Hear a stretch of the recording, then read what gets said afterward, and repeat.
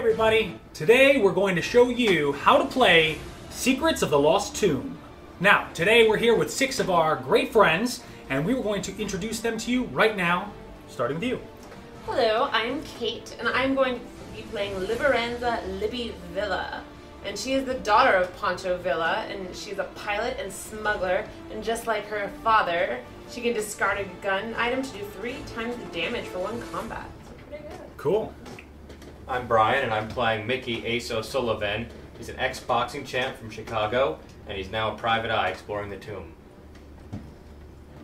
Hi, my name is Tom. I'm playing Professor Forrestal, who's the team archaeologist, and he has the ability to roll 4, 5, and 6 on all knowledge rolls instead of a 5 or a 6, and he can roll any 3 non-combat rolls over again to auto-pass them.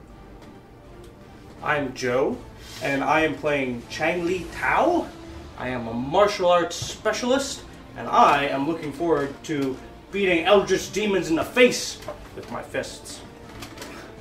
Hello, I am Sandeep Rapal, and I'm playing Bianca Sinclair, the sweet and sexy, and I am playing a cat burglar and a magician from Caracas, Venezuela. And one of my roles is that I can evade all evade tests, I succeed on all evade tests, and when I draw an item or artifact, I can put it at the bottom. Cool. I am Kim, and I am playing Christopher St. George. He is a black market diamond dealer, and he has a submachine gun. And his ability is that he can draw the top 3 cards, and if he finds a gun, he gets to keep it. Now that we know all of the adventurers who are going to be diving into the tomb today, we're choosing our scenario script. And the scenario script we've chosen is The Pharaoh with the Blue Eyes, The Return of Ra's al Ghul. Now, after we've chosen the script that we want to do, we either choose the normal side or the hard side. Yay! You can tell it's the hard side because it's outlined in fire. Now, we're choosing the normal side today, and after we've chosen the script, we then choose the objective cards. The objective cards are the objectives that we place in the boxes on the scenario script. Now, these objective cards are the main objectives that all of the players are cooperatively trying to finish before the combat track reaches 8, as it says here on the scenario script. So, I'm going to choose our objective cards, which are again double-sided. One side is the normal side, and the other side is the hard, difficult side, giving each scenario many different options while you're setting it up. So, the first objective that this game is going to have is to explore 5 new rooms. The second objective is to destroy 2 elite monsters, and the final objective is to destroy 5 monsters on level 3. Now, it's time for our players to jump into the tomb head first and have the adventure of a lifetime in Secrets of the Lost Tomb. Upon entering the tomb, the door seals itself behind you. Trapped. You know that your first objective is to find the Staff of Ra, the first of the 3 potent talismans. Using it will enable you to find the other 2 needed to seal Ra's al Ghul away for another 113 years. But time is short. The comet is nearly gone, and the tomb shall be leaving with it soon. Alright, so looks like we're locked and loaded. Now, one of the things, a part of setup that characters must have is they have to have their items, their starting items. They all will set their hit points and their courage tracks to their starting numbers, and each player has to have their action tokens. Every character starts with 2 action tokens, and everybody probably already has those passed out to them. The action tokens are to be flipped from green to red when they're used. So everybody's going to place their figure here in the first tile, and we're going to begin with the first player. And that's already been predetermined, and that's Joe. Joe has the first player marker there, which also doubles as the comet track, and he will get rolling. Alright, so I'm going to take movement my first action, and because I am brave and reckless, I'm going to dive right into the tomb and come all the way down to the 2nd level. 2, 3, and then I'll go that way. 4. Okay, so now Joe has moved according to his movement score on his character card, and he has gone downstairs into level 2. Now, level 2 is an Egyptian-themed level with some other great themes within it, and he has now explored a new tomb tile. Now, to explore a new tomb tile, a player moves through an unexplored doorway, and then they will draw from the top of the stack until they find a corresponding room level. On the back of every tomb tile, it says level 1, 2, 3, and any combination of those, and basically you will choose one from the top of the stack that fits the level that you're actually trying to explore. So as you place the tiles, you're going to notice that there are doors that have little comet symbols above them. Players will have to take these room tiles and try to align them up with other doors so that the player is walking through the door into the new room. The first thing now that Joe will do is he'll check that tile to see if there are any immediate tomb tile effects. Alright, I think it says roll. I think it's faith. Alright, so roll faith. So that's 3 for me. You need a 5 or a 6 on 1d6 to have a success on any roll in the game. And then if I pass, I gain 2 courage. If I fail, I lose 2 courage. So he's rolling in the river Styx. Okay, we're making it. Alright, 5. Aha! Yay! So, Joe has succeeded in his first roll in the river Styx, and That's how you do it. he's gained some courage. The courage track is something that keeps characters going and going through the tomb. As you progress through the game, players will notice that their courage track will gain and decrease as the game goes on. All players have a specific courage level that they start the game at. And as you progress in the courage track, you'll notice that you could potentially get additional bonuses to rolls according to how high you go on the courage track. Now, on the other hand, if you lose courage and you go into the negative, if you get to -10, you could potentially flee the tomb. The next thing players do when they explore a room is they get a story card. Now, on every single room tile, there is, in the upper right-hand corner, either a compass or a skull and crossbones. Now, when you see a compass, you know that that's a good thing. That means you get to draw an adventure card. When you see a skull and crossbones, that's a bad thing.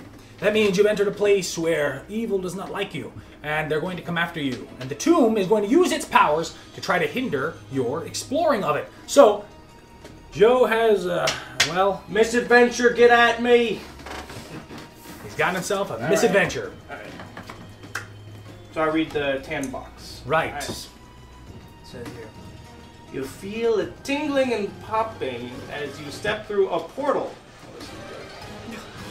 You see a large round table. Seated are 13 dead warriors clad in armor. The table is covered in rotting food, and the king sits holding a golden sword. Roll faith. My faith is strong. Yes! Yeah! 5 success. Alright. Alright. 1 5 is all I need for successes. So now Joe has passed the roll, but because it's a misadventure, he has to read the outcome that is on the back of the card. Yep. Alright, so misadventure pass. The warriors rise, drawing their gleaming longswords and advance toward you menacingly. You panic and call out to King Arthur, and the decayed king looks up and his knights halt. I thought you were him. Apologies. Godspeed on your quest, says Arthur. And you transport back to reality through the portal. +1 courage. So Joe has used his first action, so now it'll pass to the next player in clockwise manner. Alright, so I'm just gonna go, I have 6, so I'll go 1, 2, 3, 4, and open up a new one down here. Another level 3, another level 3. 2, excellent. And I have a yellow room. It is the Labors of Hercules. And as an entry effect, I have to roll my strength. Oh my strength. And I have steal mine. Yes, so I have 3 strength. Now you get Yay! 5! Nice. Made it! hats. You get +1 strength. Hats are for sweet. winners. Here's your strength. Alright, so the player who just moved into the Labors of Hercules room has succeeded in their tomb roll effect. So the actual tomb tile had an effect that was successful. So Kate will get for Libby a +1 to strength token, which she'll put by her character card, and now every time she has to roll strength, she'll actually roll an extra die. And I need my adventure card. Aha! So, it was also an adventure room. So, we get another story card to read. You walk into a room filled with flying ethereal beings. The ghastly wisps fly all around you, and one stops closer to examine you more closely. Roll your faith. Alright, I only have 2 faiths, so I'm not feeling very positive. Make it! I did! Yes. Winning! Winning. So it is a pass. You say a prayer as you look into the gloomy eyes of death itself. The ghost passes through you, leaving you with a vision of past and present. The vision seems to give you the resolve you need, +1 faith, and +1 Courage. Ooh. Oh, alright. So, you gain +1 strength, and courage, and faith, all in the same turn. You're having a pretty successful turn. Yeah, you Sounds go, pretty girl. good. Alright, last but not least, Forrestal. Alright. That was a quick run. Mount Olympus. Ooh.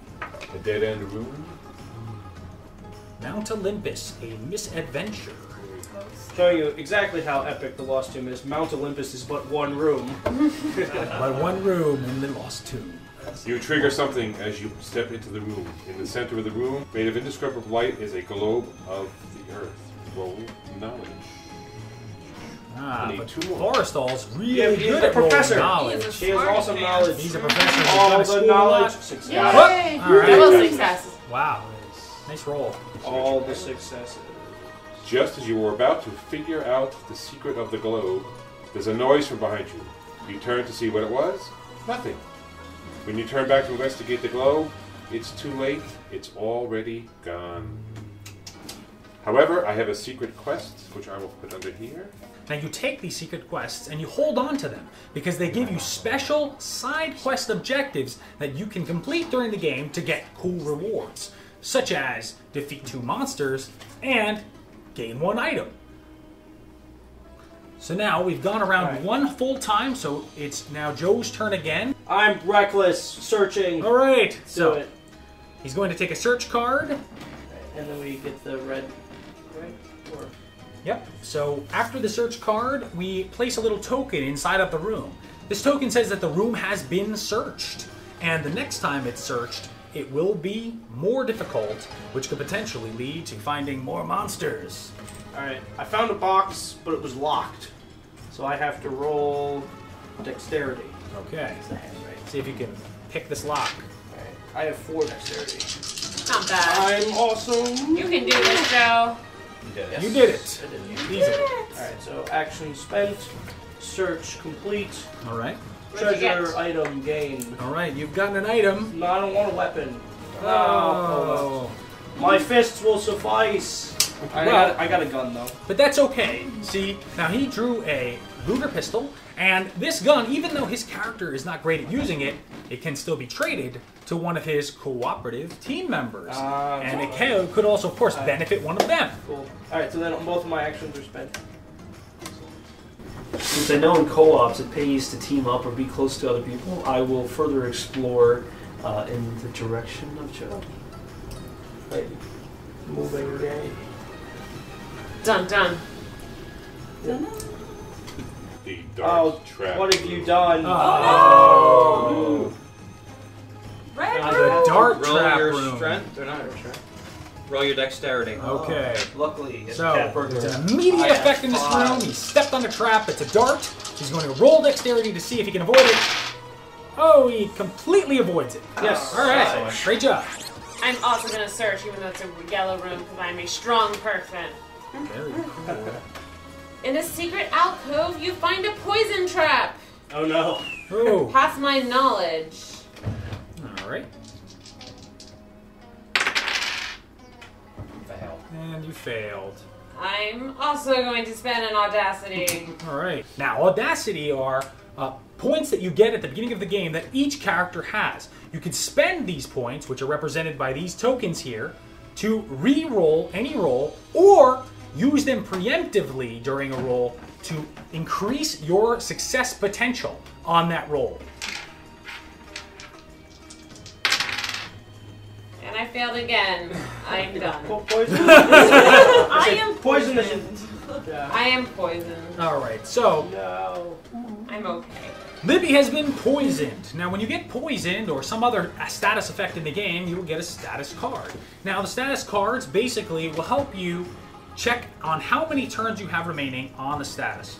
A poison status says that during your upkeep phase, which is at the end of every full round, that you will turn the card and you'll get -1 hit point. So, it's not too terrible, but this card does last for 3 rounds. We have completed a full entire turn where everybody has gotten 2 full actions. So that's the end of the Adventurer's phase. Now, what we do at the end of the Adventurer's phase is the first player gets a Tomb card, because now it's the Tomb phase, and now the Tomb gets to fight back. Oh no. Bad things. Scream and scream again. Always I a love good that way to one. start. Alright, so we activate the monsters and move them, but there aren't any yet. So Alright, so skip monsters over don't that. activate or move because they're not out yet. Yep. Alright, and then we spawn some monsters. Alright. So level 1 gets a regular monster. Okay, now monsters always spawn in red rooms. If there isn't a red room for monsters to spawn, monsters don't spawn. However, there are red rooms already active. So on the first level, we have the Mayan calendar room, which is a red room. So we spawn the first monster there, which is a terracotta warrior. And we put his card from the top of the monster deck into a little card stand, and we put them right there in the room. Alright, and then an elite monster would spawn in level 3, but there are no red rooms. Alright, and then the tomb effect is everybody gets 1 audacity. Oh, Nice. Alright. Oh, I guess the Very tomb, audacious. the tomb must really like you. Rewarding us Very good. for our faith. Coming deeper into the tomb. There you go. All right. Everybody gets audacity. Awesome. Alright, the common track goes up by 1, Okay. and upkeep. All right, beautiful. We've already gone through a full couple of rounds of the game. As you can see, we've explored a lot more tiles in the tomb. And also, we've spawned a lot more monsters. So we want to show you how to do combat with these monsters. Now we're going to start with our fan favorite, Brian. Alright. So I'm here fighting against Giant Golem. Ooh. So, An Olmec head golem. The tomb effect is automatically -2 courage. Okay, so the Six. first thing we do as soon as we initiate combat with a monster is we lose courage. We lose courage because monsters are scary, and running up against them, well, that's also a little scary. So we have to dig deep down inside and pull out that little bit of courage that we have to go forth and fight. After we've taken our courage loss, we then look at the combat of the monster. Now, the Olmec Golem has a 3 combat. So, Brian, with Mickey Iron Man O'Sullivan, wants to roll against their combat score with his strength. Iron Man. He's basically going to walk up and punch it in the face as hard as he can. It's a big stone golem, so he's going to roll 4 for his strength. He has someone else in the room with him. So when players have more and outnumber the monster that are in the room, they get +1 die for every player above the monster's number. So basically there's 1 monster in the room, it's outnumbered, so that combat roll gets +1. So 5 dice. We check the amount of successes, which are Darn, 0. no. It's a good time to spend It's a blood. great time to Yeah. spend an audacity. Boom. Right. There you go. Turn that audacity. Ah. 1. Uh-oh. Okay, you got 1. Maybe spend another audacity? I feel like You I should. could. I feel like you totally should. could. You can. Well, when you spend audacity, you do have to re-roll everything. There it is. Whoa! There. Shake Good it job. up. Much better roll. Great. So The knockout. Brian has rolled 3 successes against the Olmec Golem. Now, 3 successes against the monster's 3 combat score means that Brian deals 3 damage to the monster, and the monster does not deal any damage to Brian. Now, if Brian had only rolled 2 successes, the monster would deal him 1 damage, and Brian would deal the monster 2 damage. The damage dealt by the monster is always the difference of player successes to monster's combat score. So, After we deal damage, and after we see if Brian takes damage, which he doesn't because he rolled 3 awesome successes after spending lots of audacity, we check the monster's hit points. Now, the monster has 2 hit points, so because Brian hit it for 3, the monster's dead. Great job, Brian. Good job, Brian. All right. Good. When you defeat a monster, after you've lost courage, when the monster's been defeated, you regain courage. You always regain half of the monster's courage score rounded up. So, if the monster has a -3 courage when you first do combat with it, and you lose 3, you will gain 2 courage back after you defeat a monster. So everybody gains +2 courage after defeating that monster. Everybody who's in the rune tile when the monster is defeated. After we defeat a monster, we're going to roll a d6. And if he gets a 6, he's going to find an item. If that is not a 6, so the Olmec Golem had nothing on its broken rock corpse. I will go fight that monster in that red room there. No, the one by itself. Ooh, you're brave. One-on-one. Well, I got the Tommy gun. Christopher St. George has the Thompson submachine gun, which is just, cool. And Christopher St. George is going to roll +4 combat just for using the Thompson submachine gun. And add that to the dexterity score, which is a 4. So that's 8 total dice. So Christopher St. George, Kim, you're going to take 8 dice, and you're going to roll them, and see how many successes you can get. Alright, so we count them up. We got 1, 2, and 3. So, the Zombie Conquistador has how many combat? 2. 2 combat against 3 successes, and how many hit points? 5 hit points and 2 combat. Okay, so No armor.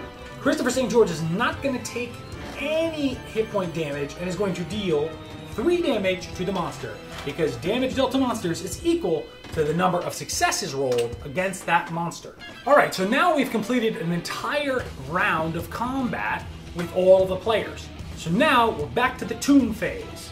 So Brian is going to read the tomb card. Okay, the tomb card is Angel of Darkness.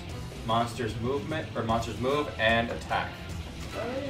First monster's move. That monster has 1 movement, so it moves I did it downstairs. You did do it again. And all monsters that are in the room with players, they do not move. They're always going to stay in that room and try to attack those players until they're gone. Now, monsters always move toward players. When they do move, they always move toward the nearest player. If players are equally apart, the players get to choose where the monster moves. First, we're going to start with you. Combat, when monsters go, always start with the first player, and then it moves around. So we start with the monsters in the room with the first player. There are none. So we go to the next player. Next player has monsters to combat. So the monster in that room is going to attack whichever player the players choose that it does combat with. Because any one of those players can just jump in the fray and fight that monster during monster combat. Not Libby, she's in bad shape. I think it's hungry for knowledge. Bianca. Yeah. Wants that professor. Okay. Yeah, get the professor! Yeah, the professor. So Professor Forrestal is gonna step up and it's gonna fight that mean old stone lion golem. Professor's going to use his dexterity plus the combat modifier of the gun and plus 2 dice for the other players in the room. And a big roll. Ooh. We got 1, 2, we got 3 successes. That's not too bad. 2 of them are critical hits to surpass the armor of the monster. Which is 1. Okay. Gives me 2 more hits. So, how many hit points does that monster have remaining? None.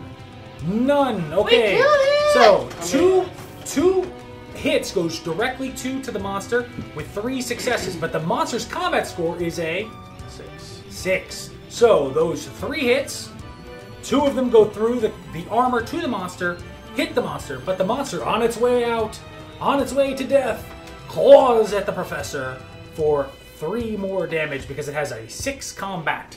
The difference between the 3 successes and the 6 combat will be 3 damage to the professor.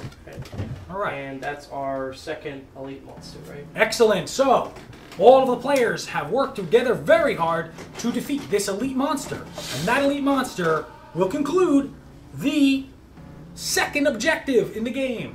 The objective was to destroy 2 elite monsters. That was the second of 2. So, we've defeated it. So what we do is we remove the objective card from the scenario script, and we read the flavor text below to find out what happens next. Find the ruby scarab. A voice is heard in your head. Seek and find, and you have found.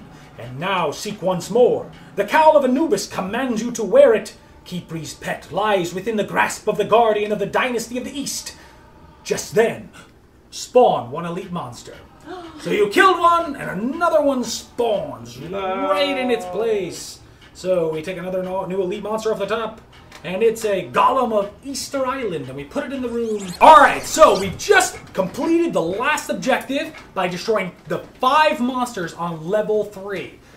Good old Mickey was down there on level 3, and he destroyed that last monster. Now, by doing this last objective, it triggers the end game effect, which, in this case, spawns the boss monster. Now, Razazul is on his way out of the tomb, but, well, we don't want to tell you what happens next because we wouldn't want to ruin any of the secrets of the lost tomb.